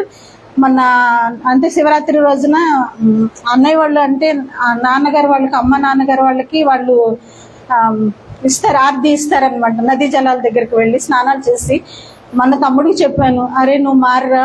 నేను అన్నయ్య వాళ్ళకి చెప్పాను, నా జీవితం ఎగ్జాంపుల్ రా, నేను ఏ పరిస్థితిలో నుంచి ఈ పరిస్థితిలో వచ్చాను. ఫస్ట్ నా లైఫ్ లగ్జరీ లైఫే కాదనట్లేదు, ఎంతో చూశారు మీరు, నాన్న లేరనే లోటు తప్ప.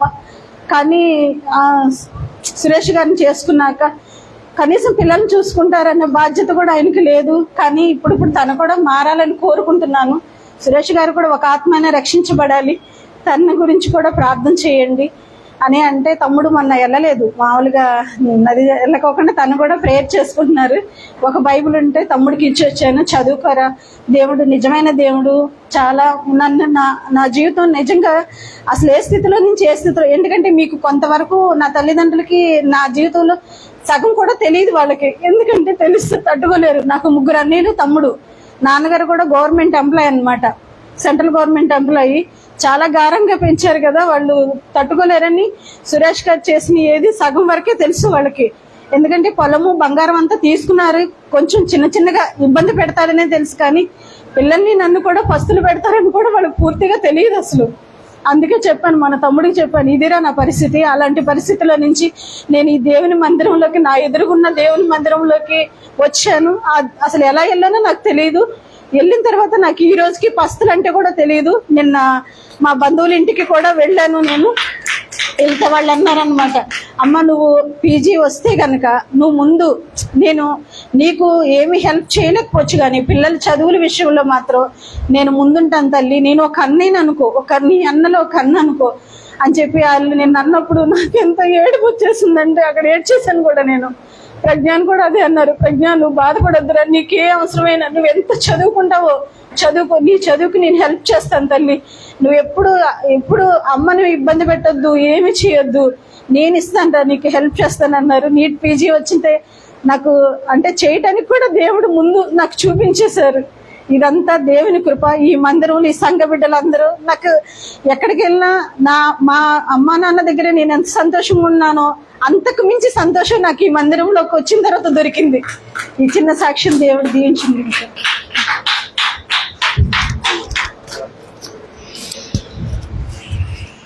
అద్భుతమైన సాక్ష్యము ఈ బిడ్డది. ఎదురు క్వార్టర్స్లోనే ఉండేవాళ్ళు.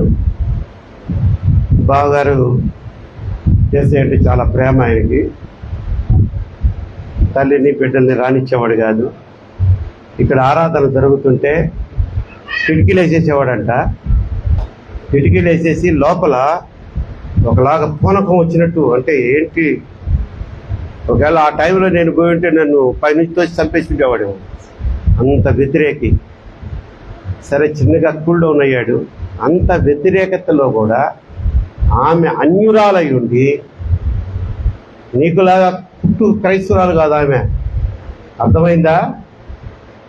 నువ్వు జాతరలకు పోతున్నావు, పుట్టుకు క్రైస్తవురాలై ఉండి ఆమె అన్యురాలుగా జన్మించి యేసు ప్రభు నమ్ముకొని, భర్త కఠినాత్ముడు, ఒప్పుకోడు, ప్రార్థనకు రాత్రి దొంగతనంగా వచ్చి ప్రార్థన చేయించుకునే లేదు కొంతకాలం. ఇక్కడ ఆమె చెప్పింది కదా, బిడ్డలకి భార్య బిడ్డలు పోషించే ఆయన రైల్వేలో పెద్ద ఉద్యోగస్తుడు. భార్య బిడ్డలకి అన్నం కూడా పెట్టేవాడు కాదు. దానికి కారణం ఏంటో తెలుసా? తాగుడు.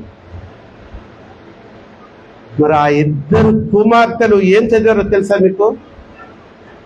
ఒక అమ్మాయి ఏమో MBBS, ఇంకొక అమ్మాయి ఏమో ఆమె కూడా చదవగలిగిన కెపాసిటీ ఉంది, కానీ అమ్మ తట్టుకోలేదు అంత ఖర్చు అని చెప్పి ఏదమ్మా BSc నర్సింగ్ చేశారు. అన్నిట్లో టాపే ఇద్దరు. అదిగో దేవుడు నమ్ముకుంటే ఆయన వదలడమ్మా. ఒక సహోదరుడు అంటే కజిన్ బ్రదర్ లాంటి, సొంతోడు కాదు, కజిన్ బ్రదర్ లాంటి ఆయన, ఆ పిల్ల ఏం చదివితే, ఎంత చదివితే నేను చదివిస్తా అన్నాడు. ఇంటర్మీడియట్ 10th క్లాస్ కాదు, MBBS. లక్షలైంది ఫీజులకు కానీ అమ్మాయి దానికి. పైపెచ్చు నేను ఇస్తున్నాను, నువ్వు వరివి కాబాక, ఇది నీకు కాదు నేను ఇస్తుంది, అమ్మాయికి ఇస్తున్నా, ఆమె రేపు డాక్టర్ అయిన తర్వాత నాకు తీర్చుద్దని చెప్పాడంట. ఆ మనసు కలుగజేసింది యేసయ్య. నమ్మితే స్తోత్రం చెప్పు, హల్లెలూయా. యేసుని నమ్ముకుంటే, మన ర్యాలీలో అడిగాడు, నీకు పరలోకం కావాలంటే, ఏ అంత స్లోగా చెప్పావు, బేస్ వాయిస్ లో, యేసుని నమ్మాలిగా. నీకు పరలోకం కావాలంటే, నువ్వు నాశనం అయిపోవాలంటే సైతాన్ని నమ్మాలి కదా. అలా అరిచారు బిడ్డలు ఎంతో ఉత్సాహంగా. చాలా వండర్స్ జరుగుతున్నాయమ్మా మన సంఘంలో. చూడండి, అదొకటి. మళ్ళీ అసలే మూలిగా నక్కటే తాటికాయ పడింది. వాళ్ళు అప్పుడప్పుడే వచ్చి ఉద్యోగం వచ్చింది ప్రజ్ఞకి, నెలకి 70,000 శాలరీ. అమ్మ బాబోయ్, నాకు ఎంత ఆశ్చర్యం వేసిందో. 7 నెలల జీతం ఇలా.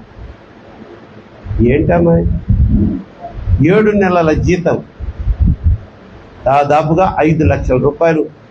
అదే మొన్న 1 లక్ష ఇచ్చారంట. అదే చెప్పిన మీద అమ్మ ప్రతి నెల ఇంకొక లక్ష అట్లా ఇచ్చేస్తామమ్మా, ఏమనుకోబాకండి అని అట్లా సెటిల్మెంట్ అయింది. అదే మా దేవునికి దగ్గరగా ఉన్నావని నువ్వు అనుకోవద్దు చెప్తున్నా. నువ్వు చాలా దూరంగా ఉంటున్నావు, అది నీకు తెలియట్లా. ఏమంటారమ్మా, తాటికాయ పడితే కాదు తెలియదు మనకి ఎవరికైనా కూడా. నరాలకు వస్తుంది చూసారు ఏదైనా ప్రాబ్లం, అప్పుడు తెలిసి వస్తుంది నువ్వు దేవుడికి ఎంత దూరంగా ఉన్నావు. సరే, నా 10th క్లాస్ ఇంటర్మీడియట్ వాళ్ళు ఏరి వచ్చారా? ఉన్న వాళ్ళు రండి, పాస్ అయిన వాళ్ళు.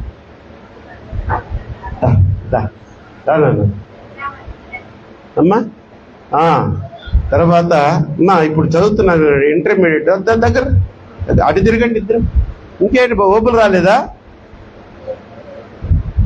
ప్రతి సండే వస్తాడే వాడు. Right, okay. అమ్మా పండు అంటాం మేము వీడిని. నీ అసలు పేరేంట్రా?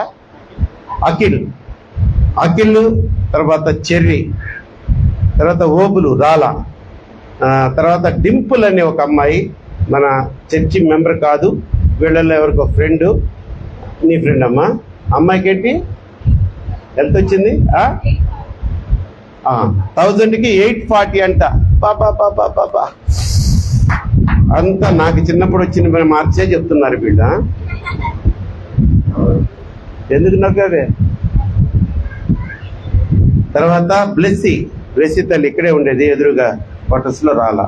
తర్వాత కావ్య అనే ఒక అమ్మాయి, కిరణ్ ఎవరో కాదు, మా అన్న కొడుకు, హైదరాబాద్లో ఉంటాడు. వాడికి దాదాపు 80 అబవ్ వచ్చినాయి అంట పర్సంటేజ్.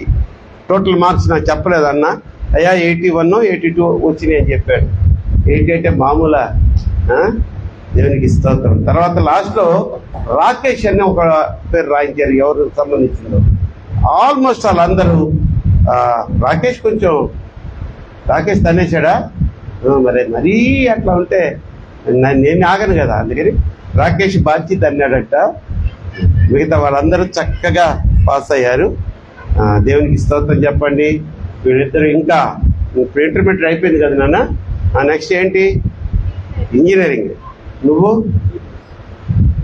ఇంకో డాక్టర్ వస్తున్నాడు మనకి, పండుగాడు డాక్టర్ అఖిల్. ప్రార్థన చేద్దాం. ఎందుకు ఇవ్వడు? మరి ప్రజ్ఞాకి ఇచ్చిన సీటు అఖిల్కి కూడా ఇస్తాడు. మీరందరూ ప్రార్థన చేయండి. ముఖ్యంగా మీ ఇళ్లలో ఒక బలిపీఠాన్ని కట్టుకోండి. అంటే ఈ కుటుంబ ప్రార్థన. మేము ఇంట్లో ప్రార్థన చేసుకుంటున్నామని చర్చి ఎగ్గొట్టారనుకో, చెప్పాను కదా, నలుపుతాడు. దావీదుని ఎట్లా నలిపాడు అట్లా నలుపుతాడు. కాబట్టి మనందరికీ దేవుడు తన మహాకృపను ఉచితంగా అనుగ్రహించి మిమ్ములను మీ కుటుంబీకులను నిశ్చింతగా ఉండులాగున ఐశ్వర్యవంతులుగా మారులాగున దీవించునుగాక. సాక్ష్యం చెప్తావా? చెప్పు, ఒక మాట చెప్పు.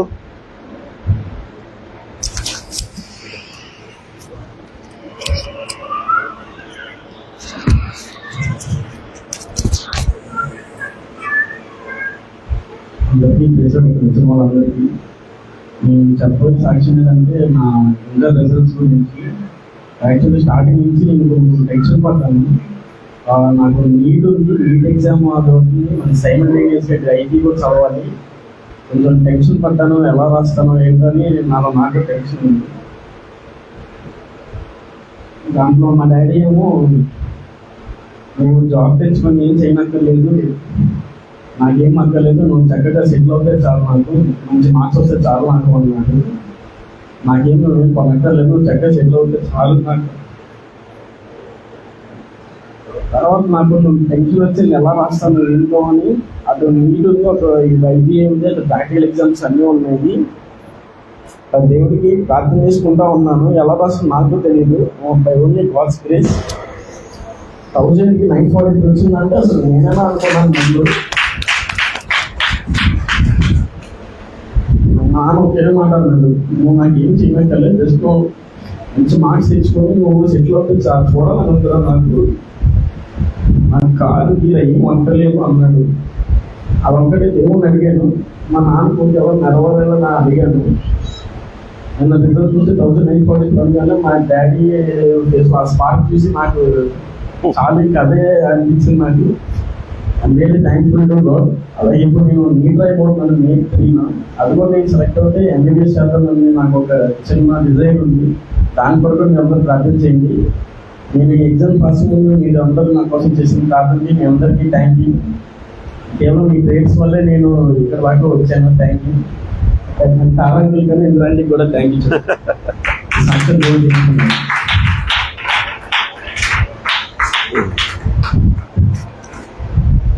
Very good. వీడు మాట్లాడతాడని నాకు ఇప్పటి వరకు తెలియదు. ఫస్ట్ టైం సాక్ష్యం చెప్పాడు. తప్పకుండా నాన్న, మీ నాన్నగారి కోరిక యేసు నామములో నెరవేర్చబడును గాక. సంఘ ప్రార్థన ఫలించును గాక. మీ తండ్రి గారి దీవెన నీకు తోడుగా ఉండును గాక. మంచిది. ముగింపు ప్రార్థన చేసుకుందాం. మనకి స్నాక్స్ పండు వాళ్ళు ఏర్పాటు చేశారు. ఒకే రోజు అందరు ఇస్తే బాగోదని అనుకుంటా, మిగతా వాళ్ళు తేలేదు. నేనే అందరికి ఈరోజు తేమని నేను చెప్పలేదమ్మా. మీరు నన్ను అనుమానంగా చూడబాకండి. చెర్రీకి గ్యారంటీగా నెక్స్ట్ ఒక్కొక్క వీక్ ఒక్కొక్క విత్త పోగొట్టు అనుకున్నారేమో. ఇస్తారులే, అందరు ఇస్తారు. ఇవ్వకపోతే నేను ఊరుకుంటానా? కాబట్టి స్నాక్స్ వరుసగా ఉంటాయి మనకి. దూర దేశాల నుంచి, దూర ప్రాంతాల నుంచి వచ్చిన సభ్యులు ఉన్నారు. మా జాన్ విక్టర్ పాల్ గారు, అలాగే హేమంత్ బాబు గారు ఉన్నారా? సో కనీసం 3 వారాలు బ్రో ఎంజాయ్ చేద్దాం, సరేనా? రైట్ అమ్మా, ఈ స్నాక్స్ పంచుకునే ప్రయత్నంలో మీరు ఉండండి. నేను ముగింపు ప్రార్థన చేసేస్తున్నాను. ఓకే అమ్మా? డ్రింక్స్ కూడా ఉన్నాయా? మరేంటి అసలు ఈ లోపల ఒక రౌండ్ డ్రింక్ కొట్టేసి పోయిండేది కదా. రైట్, ప్రార్థన చేస్తున్నాంటే ఎక్కువసేపు చేయండి. అన్ని సాక్ష్యాల్లో వచ్చేసినాయి కాబట్టి, వాక్యంలో కూడా వచ్చింది కాబట్టి. ఓకేనా రమ్య? పండు వచ్చాడుగా. మీరు ఎండలో ఉంటున్నారు నాయన. అమ్మ అక్కడ అయ్యా యాంటనీ గారు ఉన్నారా? అక్కడ కొంచెం ఏదైనా పట్టా కట్టండి సార్. పురుషులు ప్రభు స్తోత్రం నాయన. ప్రార్థన చేసి ప్రారంభించిన ఈ పునరుద్ధాన దినపు ఆరాధనలో ఎంతగానో ఆనందించి, సంతోషించి, తృప్తి పొందే భాగ్యాన్ని ఇచ్చారు. పాటల్లో మీరున్నారు, ఆరాధనలో మీరున్నారు, వాక్య పరిచర్యలో మీరే మాతో మాట్లాడారు.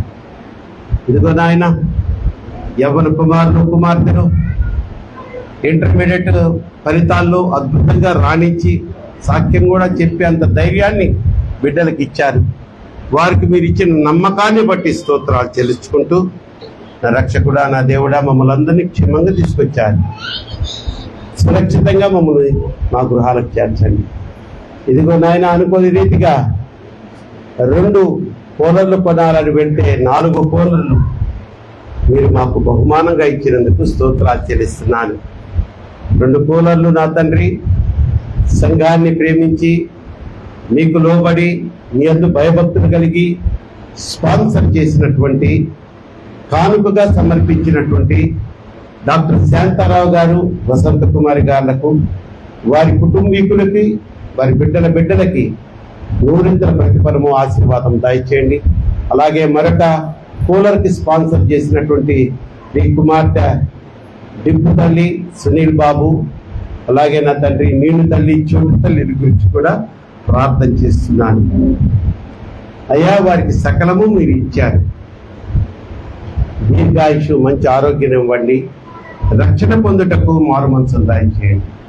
అలాగే ప్రతి క్షణము అనుక్షణము మీ కను దృష్టి వారి మీద ఉంచి క్షేమాభివృద్ధి దయచేయమని కోరుకుంటూ, మా సమస్త పాపములు క్షమించి సకల దీవులతో నింపి నేటి దిన ఆశీర్వాదములతో మమ్మల్ని నింపి పంపమని యేసు నామములో ఈ ప్రార్థన మీకు సమర్పించి బ్రతిమలాడి వేడుకుంటున్నాను నా పరమ తండ్రి. ఆమేన్. పరలోకమందున మా తండ్రి, నీ నామం పరిశుద్ధపరచబడును గాక, నీ రాజ్యం వచ్చును గాక, నీ చిత్తం పరలోకమందు నెరవేర్చినట్టు భూమి యందును నెరవేర్చబడును గాక. మా యుద్ధ ఆహారం నేడు మాకు దయచేయము. మా ఇంట్లో అపరాధం చేసిన వారిని మేము క్షమించిన ప్రకారం మా అపరాధం క్షమించు. శక్తి మహిమ నిరంతరము నీవే అయ్యున్నావు మా పరమ తండ్రి. ఆమేన్.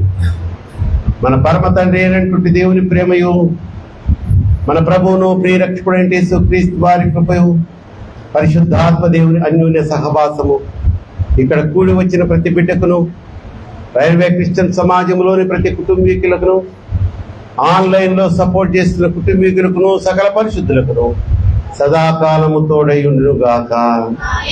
ఆమేన్. ఆశీర్వాదంబుల్ మా మీద వర్షింప చేయుమిసా, ఆశతో నమ్మి ఉన్నాము నీ సత్య వాగ్దాతము. ఈ మాయి మీద కృమ్మరించుము దేవా, రమ్మర ప్రేమ వర్షాంగు కృమ్మరించుము దేవా.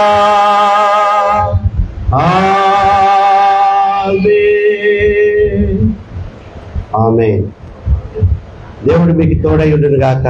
దయచేసి కూర్చోండి, స్నాక్స్ మీ దగ్గరికి వస్తున్నాయి. అలాగే ఒక నిమిషం అమ్మా, అది ఈ కూలర్స్ కొంచెం దగ్గర చూపించు. ఇప్పుడు నేను అనౌన్స్ చేస్తుంటాను అప్పుడు కూలర్స్.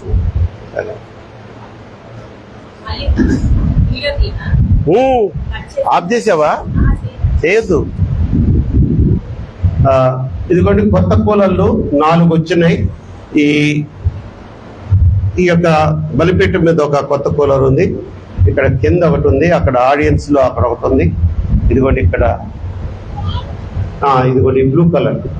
ఎస్, కాబట్టి దీనికి ఒక సాక్ష్యం ఉంది.